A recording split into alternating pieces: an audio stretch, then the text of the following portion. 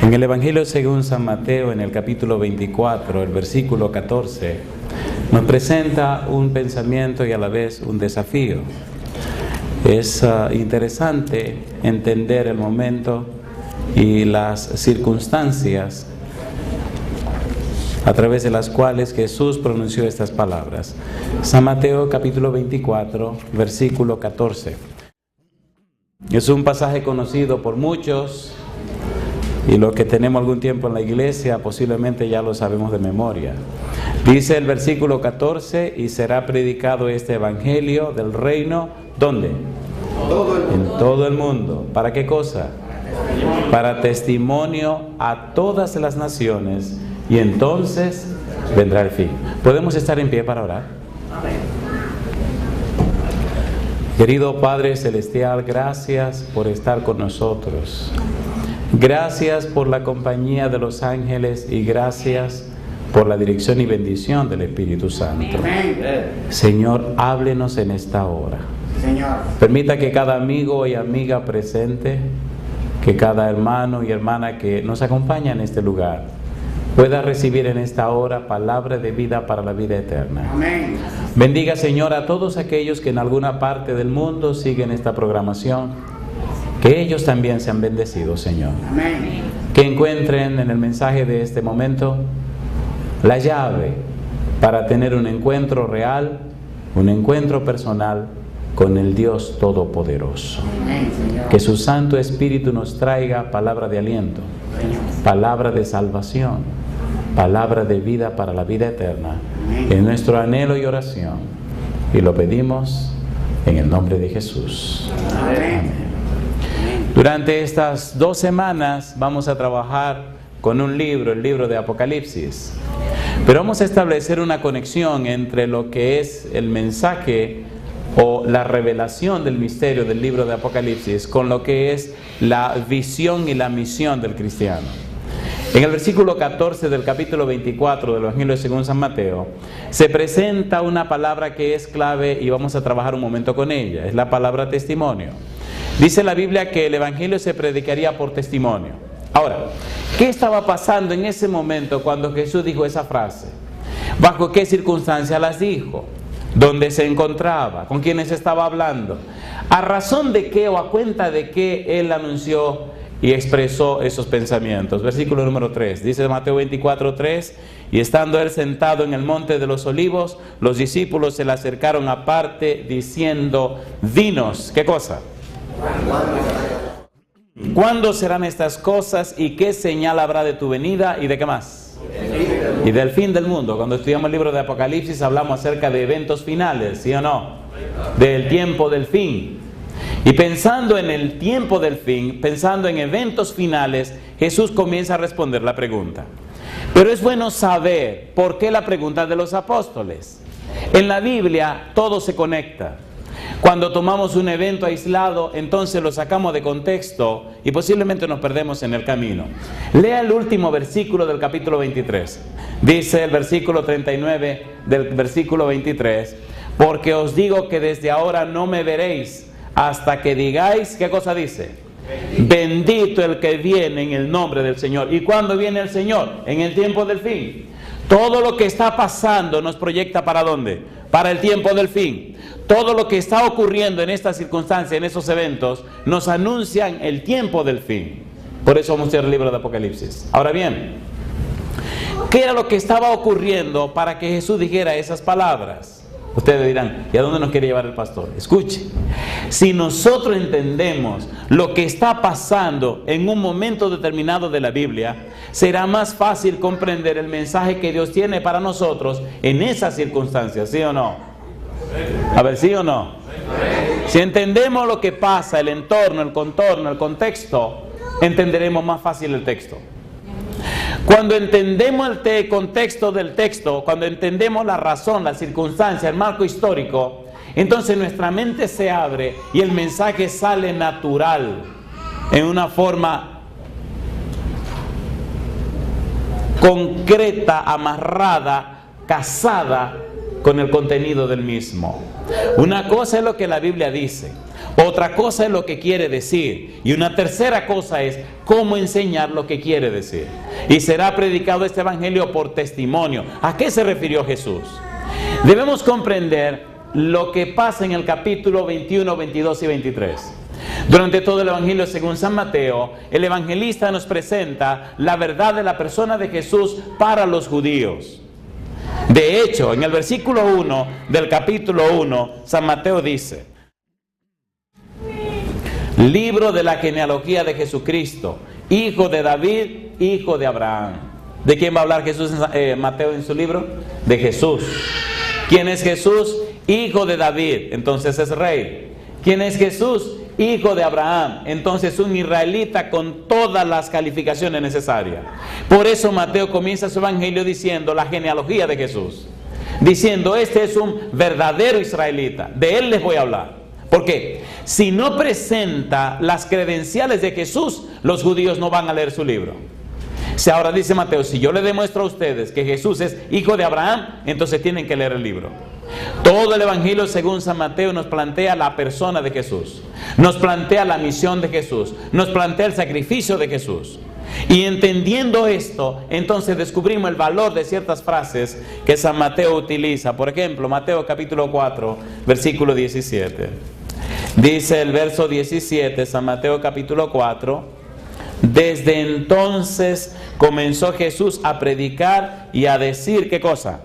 Arrepentíos porque el reino de los cielos se ha acercado. En el versículo 17 comienza la segunda parte del libro. La primera nos habla de la persona de Jesús, su genealogía, la manera como viene Gabriel y habla con María y habla con José, la forma como Gabriel dice que Jesús fue engendrado por el Espíritu Santo, todo el acontecer de quién era Jesús. Capítulo 1, versículo 21, Emmanuel, Dios con nosotros. La idea clara de que este muchachito que va a nacer es el mismo Dios que se hace hombre.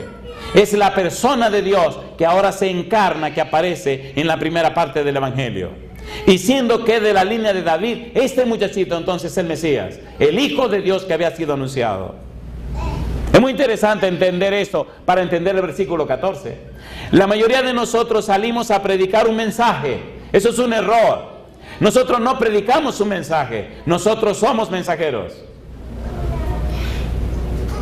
Oiga, ¿qué usted quiere decir, pastor? Que si el mensaje que predicamos no está en nosotros, no lo vivimos, no tendrá ningún poder presentárselo a otros. ¿Sí o no? ¿Sí o no? ¿Sí o no? La gente cree no lo que usted le dice, sino lo que usted es.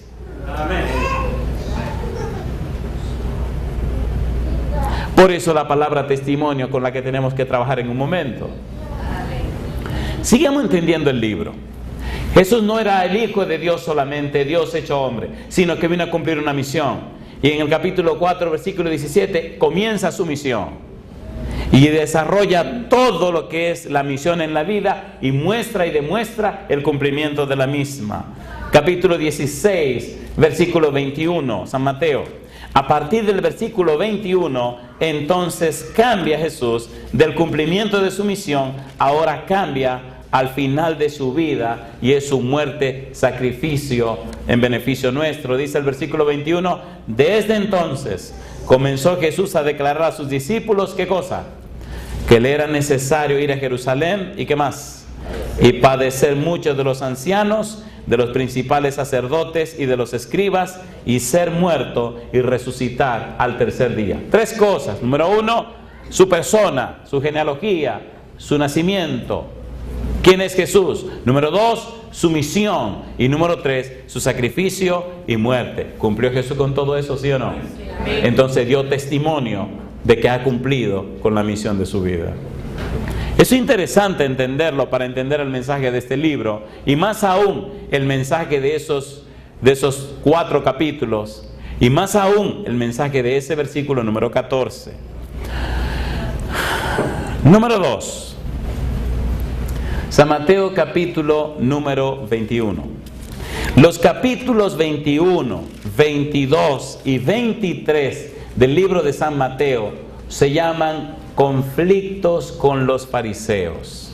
Son 3 capítulos donde Jesús se enfrenta con los sacerdotes, con los fariseos, con los herodianos, donde Jesús se enfrenta con los líderes religiosos judíos.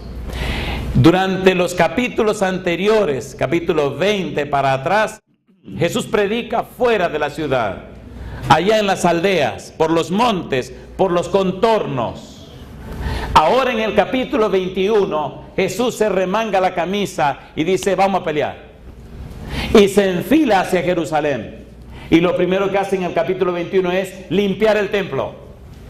Ahora ya se acabó estar viendo por las fronteras y por la orilla. Vámonos de frente. Y ahora Jesús enfrenta a los escribas y los fariseos, enfrenta a los saduceos, enfrenta a los herodianos. Ahora Jesús sabe que su muerte es segura y está cerca y próxima. Y en lugar de atrasarla, la acelera. De allí la importancia de entender Mateo 24 a la luz de estos 3 capítulos. Porque si usted es cristiano y no entiende los capítulos 21 al 23, usted tomará la predicación del Evangelio como algo deportivo, como algo por si se puede. La predicación del Evangelio no es una cosa deportiva, no es algo que sí se puede. Es que la presentación del Evangelio es la razón de la vida suya. Y si usted vive por si se puede, usted no está vivo sino que está muerto.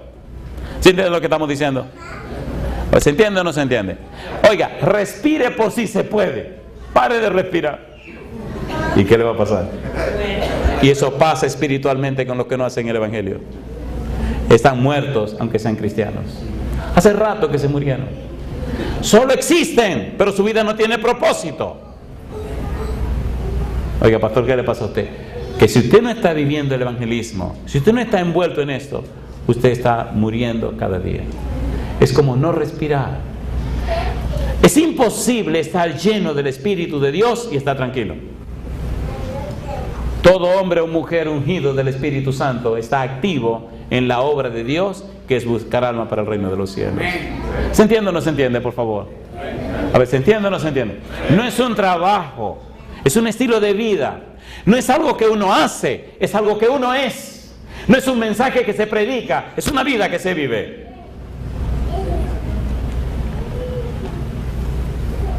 ¿Recuerdan los discípulos? Después que fueron llenos del Espíritu Santo, ¿cuándo pararon de predicar? Cuando lo mataron. Santiago paró cuando lo atravesaron con una espada. Pedro paró cuando lo crucificaron. Andrés paró cuando lo crucificaron. Felipe paró cuando lo crucificaron. Y todos pararon cuando lo mataron. A Juan lo pararon mandándolo a Patmos. Y en Patmos, entonces vino el Señor Jesús y le dijo: mi negro, ellos creen que te van a callar la boca, para hablar, va a hablar más fuerte, vamos. Mira, vine yo y vino mi ángel para revelarte estas cosas. Y vino el Espíritu Santo para poner las cosas claras. Y le revelaron el Apocalipsis.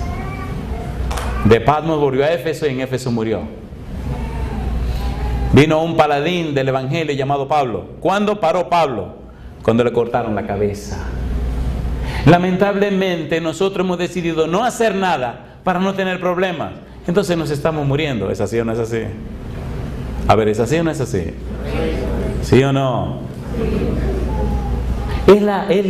¿Cómo le digo? Es la razón de nuestra flaqueza espiritual, de nuestra mortandad espiritual, de nuestra sequía espiritual, de nuestra carencia del Espíritu. Al viajar por tantos lugares, al ir a tantos diferentes lugares, al ver tantas caras diferentes, noto la misma realidad. Necesitamos la unción del Espíritu de Dios para completar esta misión, que es de salvación y vida eterna para las almas que perecen en el pecado. Veamos un poco más. En el capítulo 21, Jesús hace su entrada triunfal en Jerusalén. En el capítulo 21, el Señor Jesús presenta 2 parábolas. La parábola de los 2 hijos. Un hombre tenía 2 hijos y acercándose al primero le dijo: hijo, ve a trabajar hoy en mi viña. Respondiendo él dijo: no quiero, pero después arrepentido fue. San Mateo 21, versículo 28-29. Y Jesús le preguntó: ¿cuál de los 2 hizo la voluntad del Padre? Y ellos dijeron: el que fue. Luego le presenta otra parábola, versículo número 33. Oíd otra parábola. Hubo un hombre, padre de familia, el cual plantó una viña, etcétera. Y entonces dice que maltrataron a los que le envió a buscar los resultados de la viña. Al final mataron al hijo. Y una tercera parábola, capítulo 22. El Señor Jesús dice, versículo número 2, el reino de los cielos es semejante a un rey que hizo fiesta de boda a su hijo. Y hubo uno que entró a la boda y no tenía la ropa adecuada, y entonces lo sacaron de la boda. 3 parábolas, y las 3 criticaban poderosamente a los escribas y los fariseos. Los escribas y los fariseos se dieron cuenta que Jesús los estaba criticando. Se dieron cuenta que le estaba estrujando la cosa en la cara. Y entonces se molestaron, se prepararon y empezaron entonces a atacar a Jesús. No era una conversación amistosa. No era un análisis de un punto religioso, era una guerra. Cuando nosotros salimos a predicar el Evangelio, tenemos que estar claros que nosotros no salimos a buscar paz, sino a buscar guerra. Si usted es un predicador del Evangelio y quiere estar en paz, está en el lugar equivocado. Jesús dijo, yo no vine a traer paz, vine a traer guerra. Es guerra lo que se arma. Guerra, porque cuando el Espíritu llega al corazón de una gente pecadora, le revoluciona y le trastorna la vida. Le dice a su conciencia, eres un pecador, necesita arrepentimiento, tienen que dejar eso. Y las personas comienzan a molestarse. ¿Es así o no es así? ¿Es así o no es así? Hay una ciudad que se llama Puerto Plata y había un hombre que cuenta su historia en algunos de los sermones, que tenía 3 mujeres y no quería dejar ninguna. Cuando vino ese sábado a la iglesia y escuchó el mensaje, salió espantado. Y cuando salgo a saludar a la gente en la puerta, me dice un amigo del tipo, cáigale atrás, que le caiga atrás. A ese que se va y corra, no lo deje ir. Digo, pero que corra. Y salí corriendo a caerle atrás al tipo sin saber por qué. El hombre se monta en su carro llorando. El tipo, el espíritu lo sacudió. Y cuando se monta en el carro para irse, yo me le paro al frente. Digo, no, usted no se puede ir. Y se me queda mirando. Y saca por la cabeza así por el lado y me dice, mire, pastor, a mí usted no me conoce, déjeme ir. Digo, no, pues con razón no te voy a dejar ir ahora. Mire, lo que pasa es que... No, apaga el carro y ven, tú y yo tenemos que hablar. Pero yo no sabía de qué iba a hablar con ese hombre, yo no lo conocí. Solamente aquel me dijo que no lo dejara ir. Oye, el tipo insistía que no, y que no. Digo, no, tú no me vas a aplastar con el carro, así que sal. Y el hombre llorando, salió. Se paró y dice, ¿y de qué usted quiere hablar conmigo? Digo, tú sabes de lo que yo quiero hablar contigo. Mentira, yo no sabía nada. Tú sabes de lo que yo quiero hablar contigo. Sí, pero yo no voy a cambiar. Yo mejor me voy. El tipo había sido anciano de la iglesia. Pero parece que el pecado se lo había llevado. Tenía 3 mujeres. Su esposa oficial, una segunda que era la querida y una muchachita de 15 años que se había llevado. Cuando el Espíritu Santo llega al corazón de una persona, se crea una revolución, una guerra. Si usted está viviendo en paz, tenga cuidado. Eso significa que las cosas no están muy claras. Ok, la paz que Cristo ofrece es otra cosa. No es ausencia de guerra. Es una excelencia de vida que está por encima de las tormentas, porque te sostiene el Todopoderoso Jehová. Esa es la paz del cielo. Cristo nunca vivió en paz. Siempre estuvo en guerra con el demonio. ¿Sí o no? ¿Sí o no? Si usted vende su confianza en Dios, el cumplimiento de su misión por buscar esa paz que el mundo ofrece, tenga cuidado. Final de la historia, el Señor trabajó. El Papa vino a buscar a la niña de los 15 años. La segunda esposa hacía tiempo que se quería bautizar en la iglesia y no lo había hecho porque tenía compromiso con este hombre. Se bautizó. Una de las diaconisas era la esposa oficial de este caballero. Así que se hicieron amigas y el hombre rompió su relación con la querida, se quedó con su esposa y él terminó bautizado también. Tenemos un Dios todopoderoso.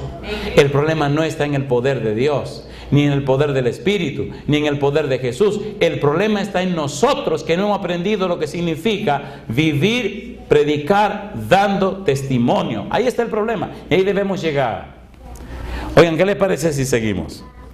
Después del capítulo 23, en el capítulo 22, los fariseos entonces vienen y se presentan delante de Jesús. Capítulo 22, rapidito, versículo número 15. Entonces se fueron los fariseos y consultaron cómo sorprenderle en alguna palabra.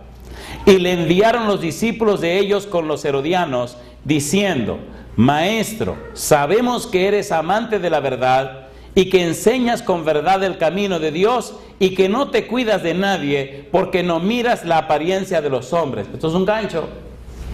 Esto es una trampa. Es bueno saber Dos cosas. Número uno, que los fariseos y los herodianos no se trataban, eran enemigos. Los fariseos eran ortodoxos y los herodianos eran liberales. Los fariseos eran estrictos y los herodianos venían de Herodes, venían de los idumeos, venían de Esaú. ¿Se acuerdan que Herodes era el rey? No les importaban los judíos, pero ahora se unieron para enfrentar a Jesús. Y ahora vienen con una trampa donde Jesús. ¿Cuál era la trampa? ¿Es lícito dar tributo a César, sí o no? Era una trampa doble. Jesús le dijo, denle a César lo que es de César y a Dios lo que es de Dios. No cayeron en esa trampa. Segunda trampa. Vinieron entonces, ¿quiénes? Los saduceos. Y le plantearon a Jesús, versículo 23, otra trampa. Una mujer tuvo 7 esposos y los 7 se murieron. En la resurrección, ¿de quién va a ser la mujer la esposa?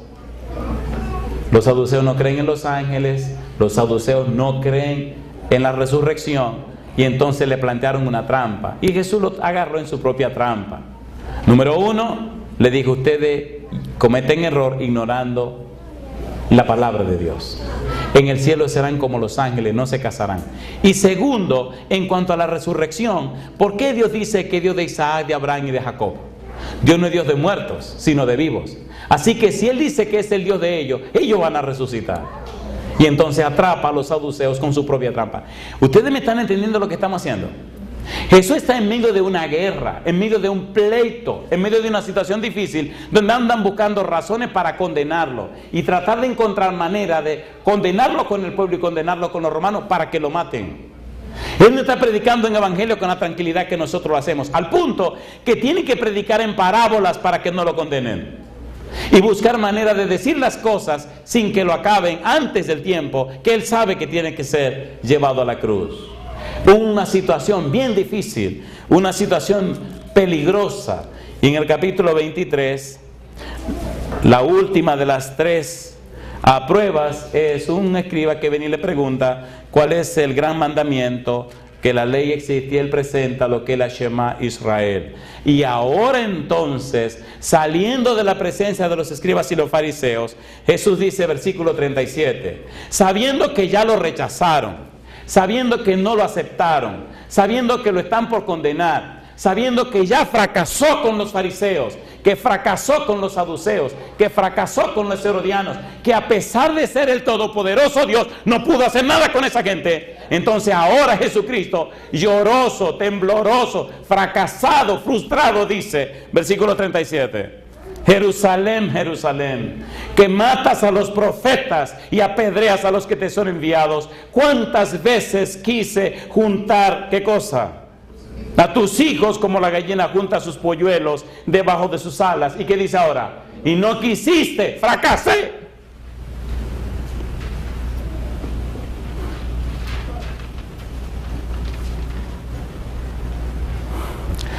A pesar de ser quien soy, no logré salvarlo a ustedes. A pesar de ser el Mesías, de nada me ha valido todo el poder que tengo, todo lo que he hecho para darle salvación. Jesús sintió que completamente lo rechazaron. ¿Sí o no? ¿Sí o no?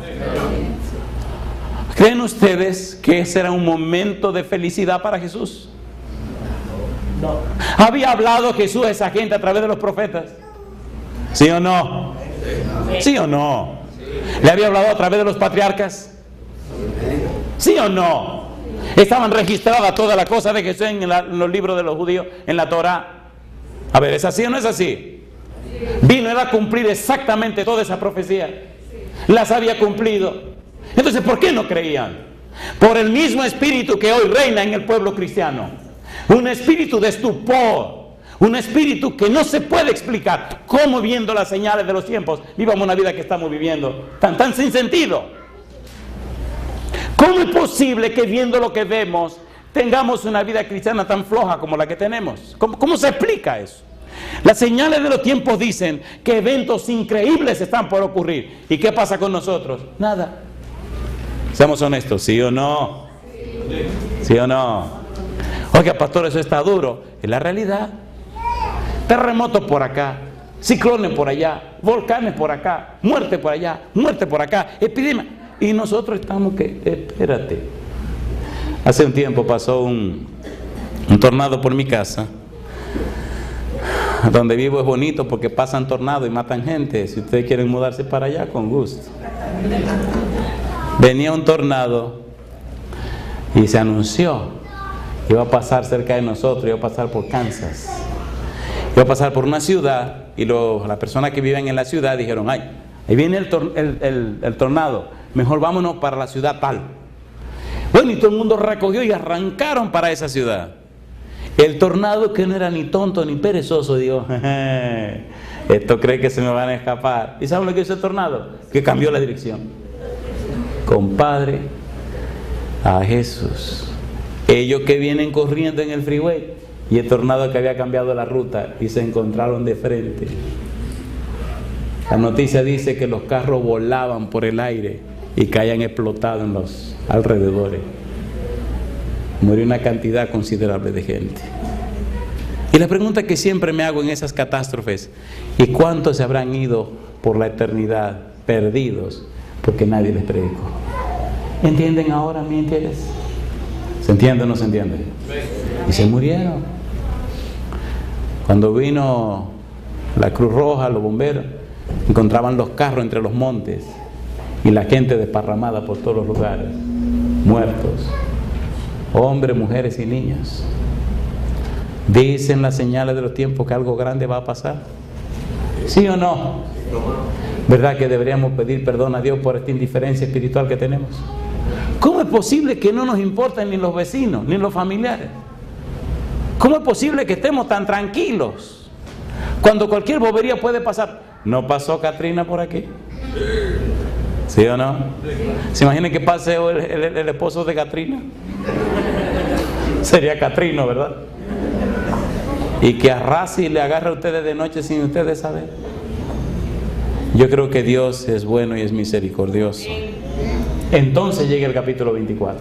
Entonces viene la pregunta de los apóstoles. Entonces viene la respuesta de Jesús. Entonces les habla de las señales de la segunda venida. Pero en el versículo 14 le dice cómo debe ser predicado el evangelio. Me llama la atención porque para darle detalles a los discípulos, para que no estén en la oscuridad, Jesús le presenta 5 parábolas y cada parábola tiene un significado. La más interesante para nosotros en este momento es la número 4.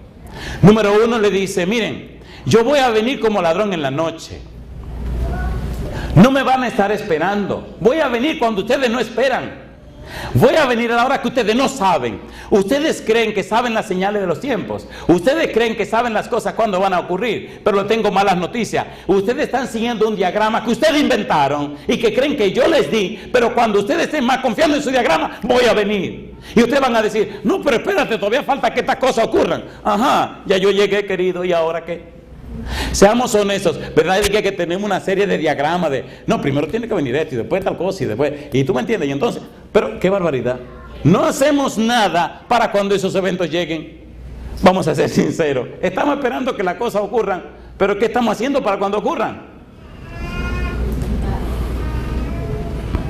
La mujer está embarazada y los muchachitos se le ocurre nacer, ¿o no? ¿Nacen o no nacen los cabezones eso? Claro que nacen. Y a veces se le ocurre venir antes del tiempo, porque se supone que son 9 meses. Y a los 7 dice el chiquito, yo quiero salir de aquí, yo quiero salir de aquí. Y la mamá dice, esté tranquilo, son 9 meses. No, ya yo estoy cansado, yo quiero salir. Se está quieto ahí adentro. Y cuando alguno de esos cabezones dicen, voy para afuera, no hay médico que lo aguante. ¿O no? Porque cuando se le ocurre que quieren salir, salen. ¿Entienden? ¿Están entendiendo? Jesús dice, voy para allá. Si usted se está esperando de que cumplan los 9 meses, posiblemente va a tener un problema. Porque Él va a venir cuando Él le dé la gana, no cuando usted quiera o cuando usted diga. Yo vivo pensando que Jesús va a venir cada día. En mi corazón yo siento que viene hoy. Pero entonces hoy tengo que hacer lo que me corresponde hacer. ¿Se entiende, por favor? Hoy, una de las cosas que le prediqué fue, Señor, yo quiero predicar 24 horas al día. Quiero predicar cada hora del día. Y cuando yo esté durmiendo, quiero estar predicando. Ustedes dirán, este tipo tiene que estar loco, pero ¿cómo lo va a hacer? Hay mucha tecnología hoy. Así que una mañana me levanté a las 2:30 de la mañana Subí arriba a mi oficina, prendí la computadora, puse una estación que se llama CristoVienePronto.org, y aquí no me dicen quién estaba predicando ahí. El negro. Y digo, wow, aquí está predicando el muchacho. Mientras yo dormía, también predicaba. Amén. Estoy hablando con ustedes ahora, y hay muchísimos lugares donde los sermones se están oyendo y viendo en cualquier lugar del mundo. Eso es lo que llena de gozo mi corazón. Amén. Saber que cuando el Señor venga pronto, millares de almas van a dar gloria a Dios y me van a dar las gracias porque conocieron el mensaje. Amén. ¿No le gustaría a usted vivir así también? Amén. ¿A cuánto le gustaría vivir esa experiencia? Amén. Tenemos que entender la frase del versículo 14. Las 5 parábolas del capítulo 24 son: número 1, vengo como ladrón en la noche cuando ustedes no me esperen. Entonces tienen que velar, tienen que estar alerta.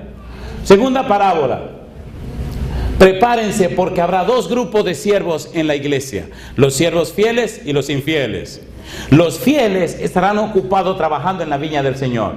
Los infieles estarán peleando y dándole golpe y maltratando a los siervos fieles. Tercera parábola, la parábola de las vírgenes, las 10 vírgenes. ¿Cuántas vírgenes eran? ¿Cuántas estaban vestidas de bodas? Todas las 10, las agarré. ¿Cuántas tenían lámparas? Todas. ¿Cuántas estaban esperando el esposo? Todas. Las agarré otra vez. De las 10 vírgenes, ¿cuántas eran vírgenes? Las 10, por eso eran 10 vírgenes. ¿O no? Y cuando el esposo llegó, ¿cuántas estaban durmiendo? Todas. Otra vez los agarré. Vamos a ver si se dejan agarrar en esta también. ¿Cuántas de las 10 lámparas estaban apagadas? Todas. Todas. ¿Y cuántas de las vírgenes se le acabó el aceite? Todas. Qué bueno que están pensando. ¿Han oído la palabra alcusas? ¿Han oído esa palabra alcusas? Es un bonito nombre para ponerle a una niña, para que usted recuerde lo que debe tener para la venida de Jesús. De las 10 vírgenes, las 5 prudentes tenían alcusas. Pastor, ¿y qué es eso? La alcusa, no, era un envasecito de barro y lo tenían lleno de aceite. ¿Entendieron ahora? A todas se le apagó la lámpara porque se le acabó el aceite. Pero las prudentes tenían aceite extra. ¿Aceite cómo? Escuchen ahora, porque esto le va a asustar lo que le voy a decir ahora. Escuchen, por favor. Escuchen bien. Cuando el novio viene, a mí me dijeron que podía terminar un poquito más tarde. Sí, ¿puedo seguir? Sí, yo me estoy muy tranquilo, digo, porque estoy mirando el reloj y le digo, tranquilo, me dieron autorización. ¿Puedo seguir? Sí. ¿Tiene sentido lo que estamos haciendo? Sí. ¿Seguro? ¿Lo paramos aquí y seguimos a la noche? No, pues está bien, vamos a seguir. Pensé que ustedes querían como las novelas, de que uno se para y el otro día el capítulo está más bueno. Vamos a seguir entonces. Las vírgenes prudentes tenían aceite extra. Cuando el novio vino y todas se despertaron, las imprudentes le dijeron a las prudentes: dennos de su aceite. Y ellas le dijeron: no sea que nos falte a nosotras y a ustedes también. Mejor vayan y compren. Ahora una pregunta le voy a hacer. ¿Ustedes creen que había un Walmart en ese tiempo abierto las 24 horas? No. ¿O había un lugar donde pudieran ir a comprar aceite a las 12 de la noche? ¿Sí o no? ¿Había lugar donde comprar aceite? ¿Sí o no? Pues sí y no. Prepárense porque es fuerte lo que le voy a decir ahora. Cómo el diablo va a engañar a muchos. Escuche por favor ahora. Tenga cuidado. Tenga mucho cuidado. ¿Entraron las vírgenes prudentes? ¿Sí o no? Porque tenían aceite y las lámparas estaban encendidas. La clave para entrar es tener la lámpara encendida. Según la parábola, a todos se nos va a acabar el aceite. ¿Sí o no? Según la parábola, a todos se nos van a apagar las lámparas. Necesitamos aceite extra. ¿Aceite cómo? Extra. El aceite extra se consigue ahora. Pero estamos viviendo solo con el poquito aceite que tenemos dentro. Cuando la prueba venga, cuando la crisis sea poderosa, el poquito aceite se nos va a acabar. Dice la sierva de Dios: cuando la mayoría nos abandone. Entraron las vírgenes prudentes, se cerraron la puerta y empezó la fiesta. Una pregunta: ¿quiénes vinieron después a tocar la puerta para que la abrieran? Las 5 vírgenes imprudentes. Mi pregunta: ¿estaban encendidas sus lámparas? Sí, porque por eso están tocando la puerta. ¿Dónde consiguieron aceite? Esa es la pregunta. ¿Quién le dio aceite a la medianoche? ¿De quién es el poder de las tinieblas? ¿Por qué no le abrieron las puertas si tenían las lámparas encendidas? ¿Por qué le dijeron que no la conocían?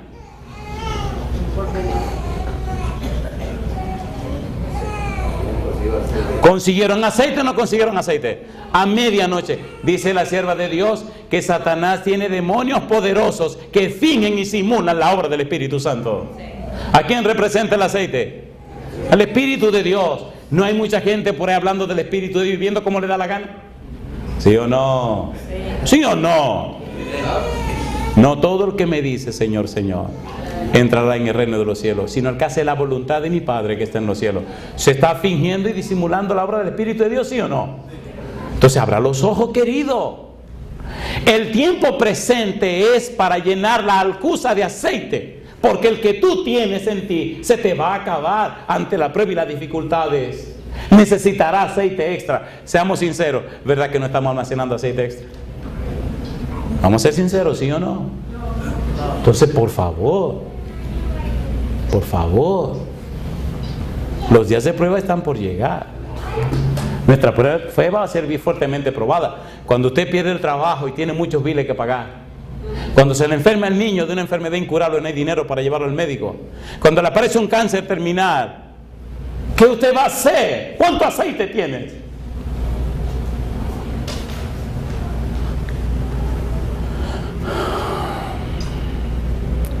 A mi casa llegan llamadas de cualquier país del mundo. Muchas de esas llamadas son tan terribles que la cabeza me da vuelta y no sé ni qué decir. Son problemas tan terribles que no sé ni qué decir. Pruebas tan difíciles. Pero doy gloria a Dios, que el Dios nuestro es todopoderoso. Siempre remito a la gente al Dios todopoderoso. Y el Dios todopoderoso siempre tiene una respuesta. Muchas veces es la salud, otras veces es consuelo para enfrentar la muerte que viene como consecuencia, pero mueren en las manos del Señor. Pero siempre el Señor tiene una respuesta. San Mateo capítulo 24 versículo 14. Número 1, la parábola del ladrón en la noche. Número 2, la parábola de los siervos fieles y el siervo infiel. Número 3, la parábola de las 10 vírgenes. Número 4, la parábola de los talentos. ¿Se acuerdan la parábola de los talentos? Al primero le dieron 5, al segundo le dieron 2 y al tercero le dieron 1. Jesús dice: mientras ustedes esperan la venida mía, mientras esperan que yo llegue, yo no espero que ustedes estén con los brazos cruzados. Ustedes tienen que estar trabajando para la gloria de mi nombre. Al que le dieron 5 talentos, ¿cuánto produjo? 5. Y al que le dieron 2, 2. Y al que le dieron 1. Así que él dice: miren, entre ustedes hay 2 grupos. Los que tienen muchas capacidades y le di 5 talentos, pero lo están reproduciendo. Los que tienen no tanta capacidad y le di 2 y lo están reproduciendo. Y están también los que tienen menos capacidad y por eso le di 1 y no están haciendo nada. La pregunta: ¿cuántos talentos tú tienes? Al que tenía 5 y produjo 5, al final ¿con cuánto se quedó? Con 11. ¿Por qué? Porque le dieron el de 1 que no hizo nada. Los talentos puestos en las manos de los siervos. ¿Quién es el dueño de esos talentos? El Señor. Pero al final, ¿quién se quedará con todo? El siervo. ¿Por qué no trabajamos entonces? No es solo llevarnos al cielo, es disfrutar por la eternidad el resultado de lo que hicimos en la tierra. ¿Se imagina vivir por la eternidad viendo millares de gente que cuando te vean te abracen y te besen, dándote las gracias porque le ayudaste a llegar al reino de los cielos? Si yo le planteara a usted este día un trabajo para ganarse $100,000 mensuales, brincarían de alegría. Pero usted no viviría 1000 años para disfrutar todo ese dinero. ¿Sí o no? ¿Sí o no? Yo sé de personas que tienen cientos de millones de dólares. Y también sé de personas que tienen miles de millones de dólares. Y mi pregunta es, ¿y qué? Uno de esos señores, ustedes saben, dice, yo tengo 7,000 millones y quisiera evangelizar Europa. Digo, mira qué barbaridad, ¿eh? ¿Ustedes saben lo que son 7,000 millones de dólares? Sí, 7 billones. Mucho dinero. Y si el tipo ese se muere, ¿con cuánto se va a ir? ¿Cuánto se va a ir cuando venga el Señor Jesús? ¡Con nada! Yo no quisiera todos esos cuartos porque imagínense, mayor condenación tendría. Mi pregunta para usted, ¿entiende lo que estoy tratando de decir? Tenemos una misión que cumplir. Mientras esperamos a Jesús tenemos que estar ocupados trabajando. Es lo que dice la parábola de los talentos. Y la quinta de las parábolas, las ovejas y los cabritos. Cuando Jesús venga solo habrá dos grupos. Los de la derecha y los de la izquierda. Y como esto es una democracia, me gustaría preguntar, ¿a cuánto les gustaría estar en el lado de la izquierda con los cabritos? Levanten su mano derecha. Ustedes no son bobos. Oye, nadie levanta la mano, compadre. ¿A cuánto les gustaría estar a la derecha con las ovejas del Señor siendo fieles para la gloria de su nombre? Tenemos un gran desafío en estas 2 semanas.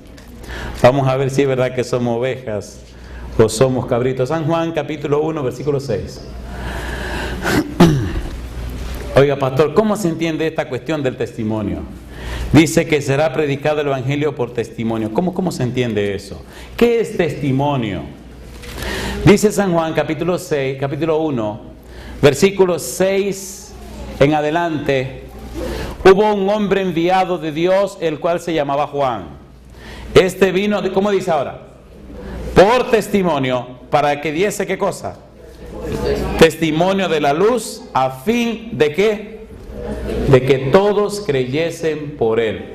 El testimonio no es más que una declaración fiel acerca de la persona de Jesús, acerca del reino de los cielos.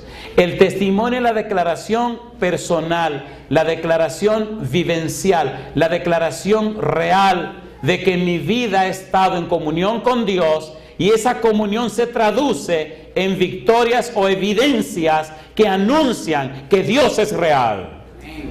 Cuando la gente se pone en contacto con un testigo de Dios, la gente aprende que Dios está vivo y es todopoderoso.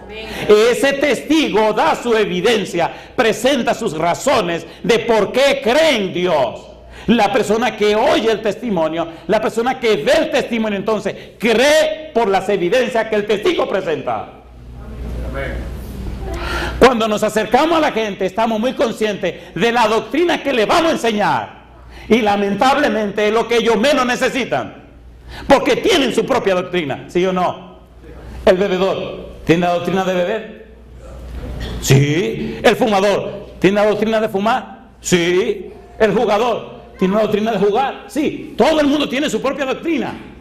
Ellos necesitan, número 1, conocer a una persona que sea el dueño de la doctrina bíblica. Esa persona se llama Jesús. Pero necesitan que esa persona, Jesús, haya hecho algo en el que le trae el conocimiento de Jesús. Y esa persona es usted. Y ese es el testimonio que ellos necesitan oír. Cuéntame qué ha hecho tu Dios contigo para saber si puedo confiar en Él. ¿Entienden ahora? ¿Se entiende o no se entiende? ¿Sí o no? ¿Se encontró Pablo con Jesús? Cuando iba para Damasco, ¿se encontró o no se encontró? Lo tumbó del caballo, lo estrujó en el suelo, lo puso ciego. Le dijo, mira mi negro, tú no sabes con quién te estás metiendo. Me gusta la frase de Jesús: dura cosa te dar cosas contra el aguijón. Una frase que no era judía, sino que era griega. Una frase que Pablo aprendió en Tarso de Cilicia, no la aprendió en Jerusalén. Una frase que usaban los paganos, no los judíos. Y Pablo entendió. Señor, ¿y qué debo hacer? Ve a la ciudad que se te va a decir lo que debe hacer. Mi pregunta, ¿se encontró Pablo con Jesús? ¿Tuvo un encuentro con Jesús? ¿Un encuentro traumático? ¿Sí o no? Entonces Pablo cuenta su testimonio. Capítulo 9 del libro de los Hechos, capítulo 22 del libro de los Hechos, capítulo 26 del libro de los Hechos. 3 veces relata su testimonio de cómo se encontró con Jesús. ¿Se hizo un paladín Pablo? Sí. 14 libros del Nuevo Testamento escribió Pablo. Mi pregunta, ¿es necesaria tu experiencia con Dios para que la gente crea, sí o no? Ese es el testimonio, queridos. Por eso relato todas las historias que relato en los sermones. Mucha gente con lágrimas. En estos días me llamó una argentina de España, María Teresa se llama, con lágrimas diciéndome, no sabe cómo sus testimonios le han traído vida nuevamente a mi corazón y a mi ser. Y han despertado en mí la confianza en un Dios todopoderoso. La gente necesita creer, pero dice aquí que la gente creerá. San Juan capítulo 1. San Juan capítulo 1, versículo 7. Este vino por testimonio para que diese, ¿qué cosa? Testimonio de la luz, a fin de que todos creyesen por él. ¿Necesitamos dar testimonio, sí o no? Amén. Versículo 32. También dio Juan testimonio diciendo, vi al Espíritu que descendía del cielo como paloma y permaneció sobre él, y yo no le conocía, pero el que me envió a bautizar con agua, aquel me dijo, sobre quien vea descender el Espíritu y que permanece sobre él, ese es el que bautiza con el Espíritu Santo. Y dice Juan, y yo le vi y he dado testimonio de que este es el Hijo de Dios. Alabado es el nombre de Dios. ¿Lo vio Juan? Sí. ¿Lo experimentó Juan? Sí. ¿Bautizó Juan a Jesús? Sí. Ahora está dando su testimonio. ¿Y tú qué dices de tu relación con Jesús? Testimonio es presentar las evidencias en favor de la verdad. Decíamos ayer que en el libro de Zacarías, capítulo 4, versículo 10, se hablaba de esos 7 ojos. Capítulo 5, versículo 6, y esos 7 ojos son el Espíritu. Capítulo 7, versículo 2 y versículo 3 de Apocalipsis, se presenta a aquellos ángeles que están sellando a los siervos de Dios. Apocalipsis capítulo 7, versículo 2. Ay, queridos, tenemos una bendición tan grande. Dice el verso 2, vi también a otro ángel que subía de donde sale el sol y tenía el sello del Dios vivo, y clamó a gran voz a los 4 ángeles a quienes se les había dado el poder de hacer daño a la tierra y al mar, diciendo, no hagáis daño a la tierra ni al mar ni a los árboles hasta que hayamos sellado en sus frentes, ¿a quiénes? A los siervos de nuestro Dios.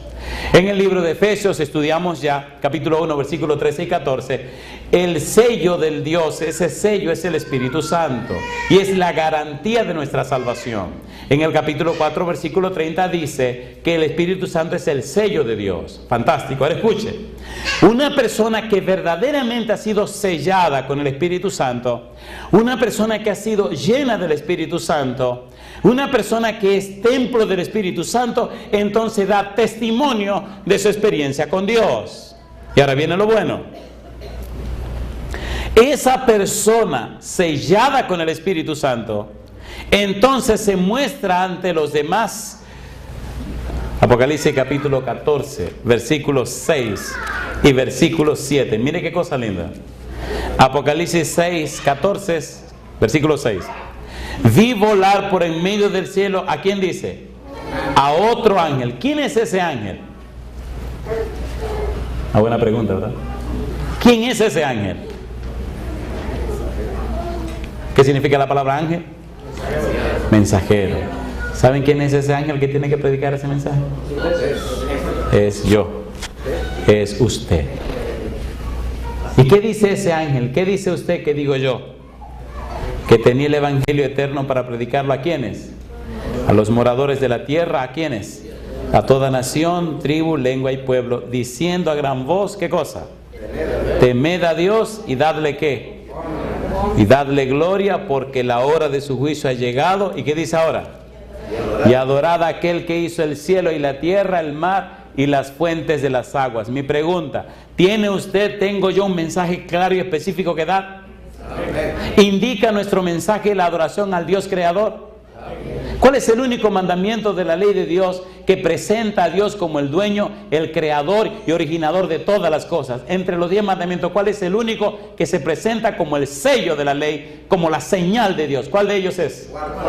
Entonces, ¿qué es lo que está pasando con nosotros? ¿Estamos predicando de un día o estamos predicando de un Dios todopoderoso que nos dio un día? Cuando solo somos predicadores del día, sin el poder del dueño del día, no somos nada. Los fariseos guardaban el día y crucificaron a Jesús. A veces estamos orgullosos del día y no tenemos el espíritu del día. Somos fieles observadores del día, pero no tenemos el poder del dueño del día. ¿Qué nos pasa? ¿Por qué no nos despertamos? Si estamos ungidos del Espíritu y llenos de su presencia, entonces seremos cuidadosos con el día, ¿sí o no? ¿Sí o no? Necesitamos la unción del Espíritu para que nuestro testimonio sea fiel. Vamos a ser sinceros y honestos. ¿Verdad que hacemos cualquier cosa en el santo día de reposo? Vamos a ser honestos. Quitémonos la máscara por un momento, ¿sí o no? ¿Verdad que si estuviéramos más llenos del Espíritu fuéramos más cuidadosos con el día? ¿Sí o no?